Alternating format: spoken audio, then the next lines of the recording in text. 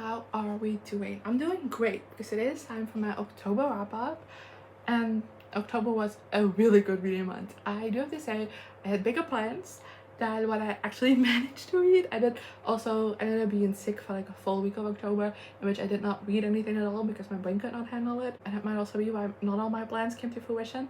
But star rating wise, a phenomenal month. Like, I had really high ratings. So let's just delve into the stats. I read 9 books in total this month, which amounts to a total of 3,552 pages read, which is an average of 114.50 pages per day and an average of 349.66 pages per book. I finished 2 series and I had 0 DNFs. I haven't finished a series in a long time, so that was an accomplishment. Then for format, I read 6 books I own, 1 ebook and 2 guides from NetGalley. For star rating, I have 1 2-star, 1 3-star, 2 4-stars, and 5 5-stars, which is an average rating of 4.22, which is the highest it's been all year. Let's fucking go. And for age range, I have 2 young adult books and 7 adult books. And for genre, I have 1 graphic novel, 4 fantasies, 1 mystery thriller, 2 paranormals, and 1 contemporary book. So let's start off with the first book that I read this month, which is Angelica and the Bear Prince by Trung Le Nguyen, which gives you the 5 stars to the from NetGalley. I totally butchered that author's name, I apologize.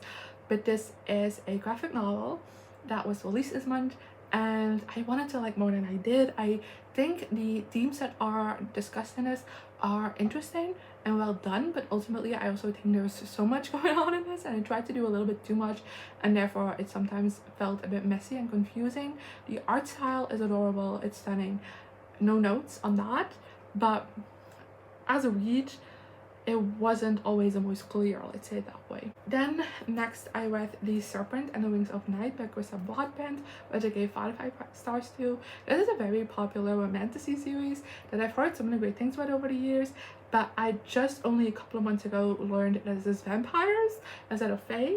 Nothing against fae, but I adore vampires and there's so many fae books, so that made me immediately want to pick this up, and I read it this month finally in time for spooky month. And I am obsessed with this. I totally get the hype behind it. I feel like it is such a good mix between romance and fantasy. I feel like the romance is very strong. Like, I love our main character Oriya. I think she's such an interesting main character to follow, and I love her development throughout this book. But then the love interest and is also a great character, and I loved also figuring him out throughout the course of the book, and their romance was so good. I feel like it first goes to a place of like companionship and learning to trust each other, and they're allies during these trials, so a lot of their initial kind of like connection is about having to work together in battle and as a team, and then that later on extends to them being friends and falling in love. And I think the way that's done was just really well done, and I just also thought they were just a great match. Like, they filled each other out really well, and that makes sense, and not just in combat, also just like in personal life. And I just really loved their banter, their dynamic. And then the fantasy storyline also was great. Like I said, we kind of mainly focus on these trials, which I think are really interesting, and the way that they are kind of like configured also helps us learn more about kind of like this world. And then also I just think like once we kind of get to the health framework, kind of more of kind of things outside of these trials start trickling in, and more of kind of like larger conflicts within this world. And again, so interesting, so well done. And then this ending, oh my god, it had me shook. I still am processing it almost a month later. Then next I read The Compound by Aisling Rawle, which I give out of 5 stars to Angelica from NetGalley. This one I've seen so mixed things about, and I totally get why this would not be everyone's cup of tea, but I really enjoyed it. It kind of felt more like a character study in a way, and in that sense I really liked it. There was constantly kind of like this feeling of like, when is something gonna happen, and it never does. But I actually quite like that. I feel like oftentimes when it comes to kind of like thrillers or like horror books set in like a reality TV show setting, it's like the one time it goes wrong, like the one time the people kind of like revolt against what's happening. And that isn't the case from The Compound. This is just like one season out of a billion, you know, and there's nothing really spectacular going on. But honestly, that sometimes I generally sometimes read some of those other books and be like, I would want something like this, you know? Why does it always have to be like some big thing behind it, like some big explanation? And then this did not do that. There's no big thing, there is no big explanation, it just is. And I personally really enjoyed that. That just scratched an itch in my brain that I really liked. Then next I read Bride by Ali Hazelwood. It was a reread that I gave 5 out of 5 stars to. I love this. I'm trying to figure out what my favorite Ali Hazelwood is, and with rereading this one, it solidly slot into that in a slot, you know? It just, I love it. I feel like it has a great blend of everything I love about an Ali Hazelwood book and everything that I love about like paranormal vampire books, which is kind of a big thing I grew up on reading. Like, not necessarily grew up on, but you know, I'm from the Twilight era, so things going on then. They combine those two and also add in a little twinkle of everything good about fanfic, and you get this book. And therefore, I was obsessed. I still am obsessed. I just thought this was such a fun read. I had a blast reading it again. I love Misery as the main character. I think she's just so much fun to follow. But I also love Lo as the love interest. I think he's great, and again, the dynamic phenomenal. No notes. I love the romance and how it develops throughout the book. Also, something I appreciated more the second time around is Lo's relationship with his sister Anna, who's much younger than him. Like, she's a small child still, and he kind of has, like, their parents are dead, so he has to raise her basically, and their sibling dynamic is absolutely everything to me. And then the plot in this is also like very interesting, very fun. It doesn't feel too high stakes, but enough to kind of keep you reading. And then next, of course, I also had to read Mate by Ali Hazelwood, which I gave 5 out of 5 stars to. This is the companion novel to Bride, following both the characters in that book's best friends actually, as it's their romance. And I also love this. This one is, both of them are werewolves. The female main character is a hybrid though. I'm not a very big werewolf reader. It's not, never really been my favorite, so I was a bit nervous going into this book, but I also really love this one. My favorite thing about this is the romance, which is surprising because this goes full of megaverse. Be warned. Which has never really been my cup of tea, but I do think the way Ali Hazelwood uses it in this book is really well done and creates great tension between our main character and the love interest. And I also just love them both as characters, Serena and Kun. I love their relationship. It's easily my favorite part of this book. Like, the tension between them, palpable. Just like jumped off the page.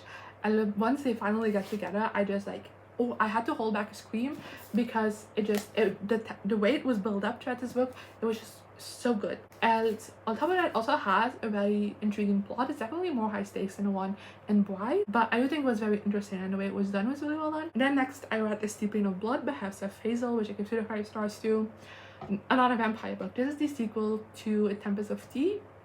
It isn't the most popular book, and even though I gave it 3 stars, I will defend that book with my life because I had so much fun reading it. And with the way it ended, I had high hopes for the sequel, and I was firmly let down by this book. I just thought it was kind of boring. I didn't really care for it at all. I never really got fully invested in it. It's not a bad book. I do feel like there are things in here that I think are interesting, but it's never really fully delivered on. And I think my main issue for that is that I just don't care about these characters. I feel like that groundwork wasn't laid well enough in the first book, and these characters just feel very flat. They're like interpersonal relationships very underdeveloped, and therefore it's just so hard to care about these people, you know. And then the plot also felt very predictable, a bit generic, which also didn't help. And then next I read Bury Your Bones in the Midnight Soil by Schwab, which I gave 5 out of 5 stars to. Yet another vampire book, but this one is another 5 stars, so thank God. All I knew about this book before going into this is that it's toxic lesbian vampires, and that's all you gotta need to know to read this book. It's so good. I feel like I have such a hard time kind of explaining properly why I love this book. Like, I can say things I liked about it, but I feel like it doesn't really convey properly how obsessed I am with this book. But I love the writing. I felt like it was very lyrical and kind of fantastical without being like too flowery, so I really like that. We have perspectives in the past and in the present, and I didn't really say that the ones in the past were my favorite, but I do think there's also kind of like the most going on there. But the present also ties into it really well, and the way everything comes together in the end is phenomenal. Like, I adore the end of this book so much, and I hate that I do everything spoiler free on this channel almost, because I feel like I need to rant about that ending with some people because there's so many thoughts I have about it. Then next I have Love Theoretically by Ali Hazelwood, which is another reread that I gave 5 out of 5 stars to.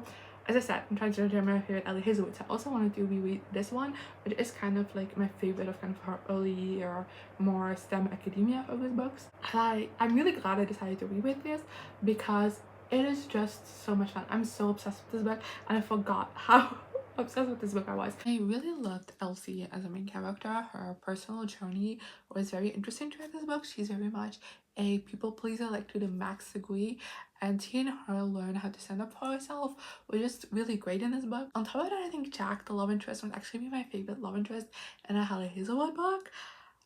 I don't know, he just made me swoon. The way he just saw Elsie despite her people-pleasing tendencies and just made it known that he's obsessed with her. Like, there's no secret about that. I really love that. But then at the same time, he also like gave her the space to be like, you need more time to figure out your feelings, that's fine. I'm not gonna put pressure on you. And I also really like that. Their romance was just everything to me. And then there is also kind of like a plot around kind of like the politics within academia, and I think that was really well executed as well. And then the last book that I read this month is The Ally of Law by Brandon Sanderson, which I gave 4 out of 5 stars to. This is the second book in the second era of Miss Barn, and I adore the first trilogy, but I have heard some mixed things about this second series, so I have been a bit hesitant going into this. But also like this takes place hundreds of years later, and that has always had me very intrigued. Again, because of the mixed reviews, I was hesitant going into this, but I bit the bullet this month and I read this book, and I read this in one day. I read this in one sitting. I could not let this book go. It was just so much fun. I feel like the main characters I just really love, and it is so funny. Like, the banter between Max and Wayne is the best. I laughed so much while reading this, but there also are more kind of like funny characters, like side characters in this book as well, and I truly find myself cackling while reading this book. Like, I was so glad I was home alone while reading this, because I think my mom would have looked at me like I was crazy if she was around. But yeah, this was so funny, like so funny. And then, like I said, the main plot in this is a mystery, and I do think that was so much fun. Like, it is a bit more low-key, but there's definitely like hints of larger plays going on in this world as well, so that's really interesting. And then also kind of seeing how the events of the first trilogy have been kind of mythologized by these characters, like in this world. And that was interesting, and how things have evolved as well was so interesting to see, and I'm very excited actually to continue on with the series because this was such a good time. Okay, so that's everything that I read in the month of October. Let me know in the comments what you thought of any of these books, if you've read them, so some of your favorite books that you read this month. And hopefully I'll see you next time. Good. Here I am again, the same old situation. Why does the God thing have to be so complicated?